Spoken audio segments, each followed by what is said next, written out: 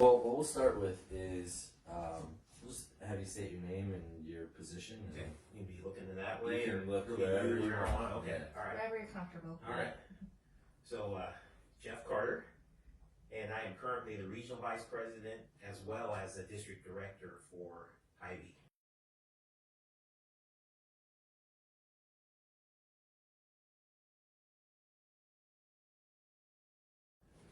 How long have you been doing that? Like, to have been in these director or director regional? role. So my first director role was in 2010. Okay. And that was at First Avenue Hy Vee here in Cedar Rapids. And so from there, I went to a few different locations. I started there in Cedar Rapids, was there for about 3 years, and then moved to West Des Moines at the drugstore.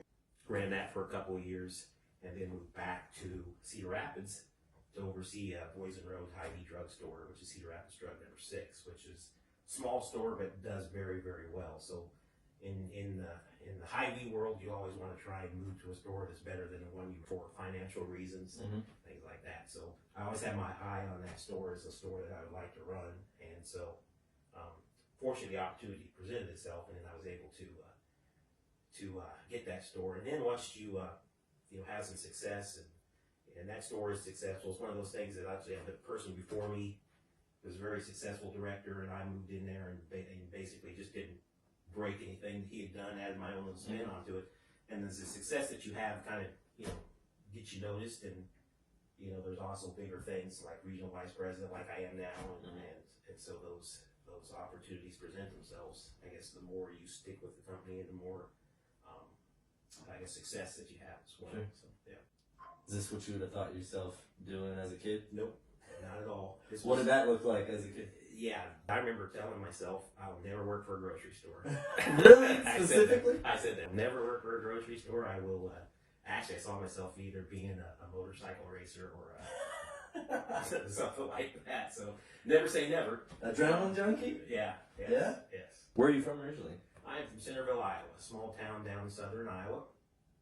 Small town, parents still live there.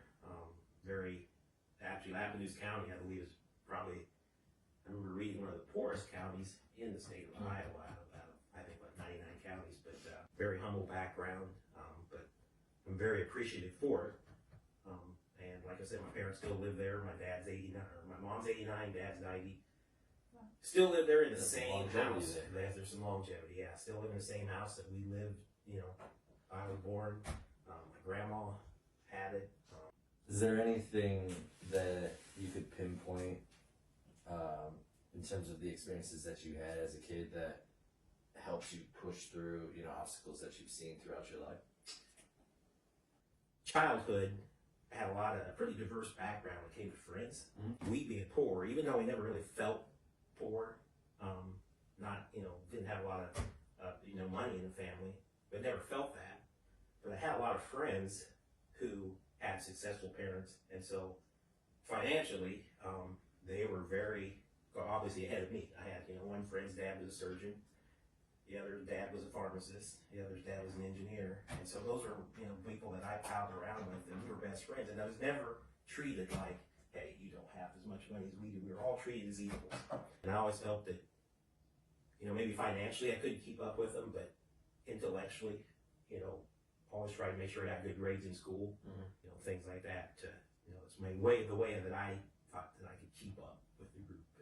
Recognizing the background that you had as a kid and just the experience that you had as a kid and the way that your parents were, how have you, or what has it been like for you in trying to instill similar lessons or perspectives that you learned as a child and really to this point in your life as well, through your parents and then into your son, Mason? Well, I'll tell you, I always, like I said, my parents grew up, taught me to be respectful and appreciative to the things that you have. I really think that's a key to, some of my successes. I didn't always consider myself to be the, smartest person in the room by any means, but how you treat people and how, you interact with them, how you're respectful with them, how you're kind to them, that goes a long way. I also had, just situations that popped up throughout my career that kind of, drove me forward. I remember one in particular is when I actually, first job I applied for was at a grocery competitor. I already worked for them because I mowed their lawn outside. Mhm. And so I figured it was time to actually get a real job, which I thought was a real job, working, in the location where it was at, that, I'd have no problem making that transition to get that job. And so I applied and didn't get hired, Obvious reasons, I believe. Color of my skin, which I think was one of the reasons why I didn't get hired there. And, never really forgot that. And the one thing I'll never forget is they actually did offer me the job later, after my mom went over there and just totally ripped them a good one. And that's one thing I've always, as a child growing up, too, strong background with my family and great support from mom and dad. Learned a lot from them. So your parents and you, born in this house that they've been in for 50 some odd years. Yeah. Right. Longer than that, I couldn't even tell you. Lost count.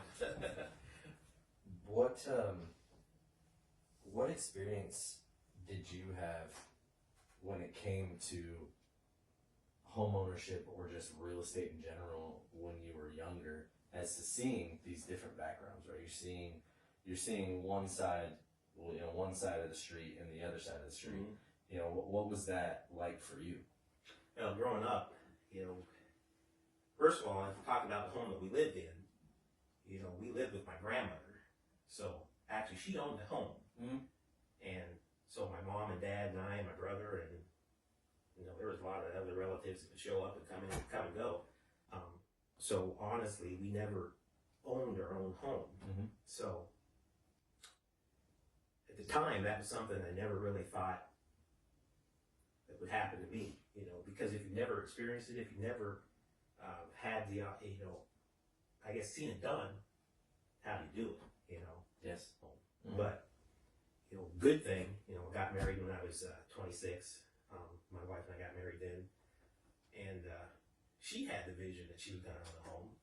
And that I was still the mindset that I'm not sure how we're going to be able to do this, because you see something that costs over $100,000 and you don't have that money. How is that going to happen? What do you think would be an effective way of providing or trying to put, give knowledge to those people who don't necessarily, to your point, the experience is so important. If you don't have an experience, how are you supposed to know that it's even possible, Mm-hmm. right? But also not necessarily have direct access. Access is always there, especially now. We have the internet really in general. Yeah. But if you haven't had the experience, you're not sure that it's a possibility. What do you think might be an effective way of entering that space and trying to bring enlighten in a way? Going back to my experience, and one of the things that helped me, along with my wife obviously saying this was happening, is obviously seeing it happen, Mm-hmm.